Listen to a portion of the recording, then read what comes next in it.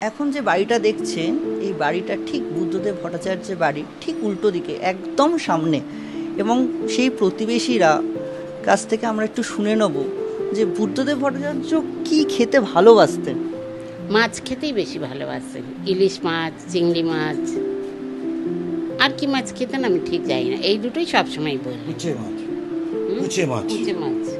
বুদ্ধদেব ভট্টাচার্যের বাড়িতে কি আপনি যখন ভালো রান্না করতেন সেইখানে খাবার প্রথম প্রথম দিয়ে এসছি, প্রথম শেষের দিকে অসুস্থ হওয়ার পরে আর পাঠাই। অসুস্থ হওয়ার পরে আর আমরা বাইরের অ্যালাউ ছিল। আর এই যে শুনছিলাম যে মাছের গল্প, মানে আপনি কোথা থেকে মাছ এনেছেন পুরো পাড়া?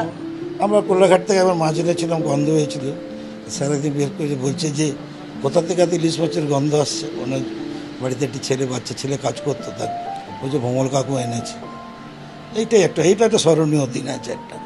আমরা সাধারণত যা দেখি যে কোনো নেতা বা মন্ত্রীরা যেরকম চারিদিকে আড়ম্বর ব্যাপার থাকে, এত সিকিউরিটি, এই মানে মানুষের সাথে নেতার একটা কানেকশনের। উনি কোনোদিন তা করতেন না।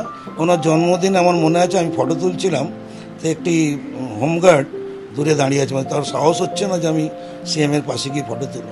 উনি নিজে তাকে ডাকলেন, আমাকে বললো ভমলবাবু দাঁড়ান, ওনাকে আসতে দিন। উনি এসে এবং সিএম নিজের পাশে নিয়ে দাঁড়ালেন। আজকে এই কড়াইয়া থানারই একজন সিপাহী দূর থেকে দেয়, তার তো ক্ষমতা নেই সিএমের পাশে এসে দাঁড়ানো, তো উনি নিজে ডেকে নিলেন যে সবাই আছে, আপনি কেন বাইরে আসুন। এরকম ওনার ভিতরে কোনো ঈশ্বর ব্যাপার ছিল। হ্যাঁ, উনি সবসময় একটা পার্সোনালিটি নিয়ে দেখতে গম্ভীর ছিলেন, কথা কম বলতেন, ঘর থেকে খুব একটা বেরোতেন না। লাস্ট কবে কথা হয়েছে ওনার সাথে? 2018।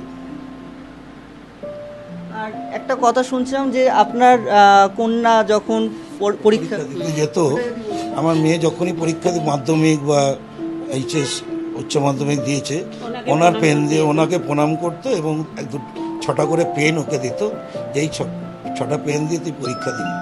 এবং সেই পেনগুলো এখনও আমার ঘরে রাখা আছে, আমার মেয়ে সযত্নে তুলে রেখেছে। এবং আমার মেয়ে কোথাও বেড়াতে গেলে উনি বলেই দিতেন, কোনো দরকার হলে আমার ফোন করো।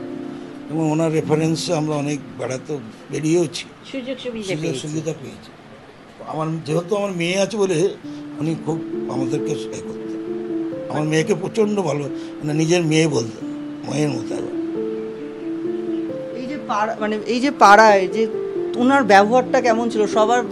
দারুণ, এটা বলা একদম। মানুষ আর জন্মাবে কিনা মুশকিল আছে, এখনো পর্যন্ত দেখিনি কোনোদিন কারোর কোনো অসুবিধা। ওনার গাড়িতে একটা লরি ধাক্কা লাগিয়ে দিয়েছে, ওনার যে পার্সোনাল গাড়িতে। উনি জানতে পেরে বলছে ওকে ইচ্ছে করে মেরেছে, ওকে আটকাবার দরকার নেই, ছেড়ে দাও। এরকমই ওনার ব্যাপার, ভগবান তুল্য মানুষ। আর এখন যেটা দেখা যায়, মানে ধরুন এই যে তরুণ প্রজন্ম কি ভাবছে, মানে বুদ্ধদেব ভট্টাচার্যর মতো মানুষকে তো হারাবে। সবার মুখে এক কথা, ওনাকে আমরা পেলাম না। সব তরুণদেরই এক কথা, মুখে এক। সে কোনো পলিটিক্যাল না, নন পলিটিক্যাল, সবারই মুখে।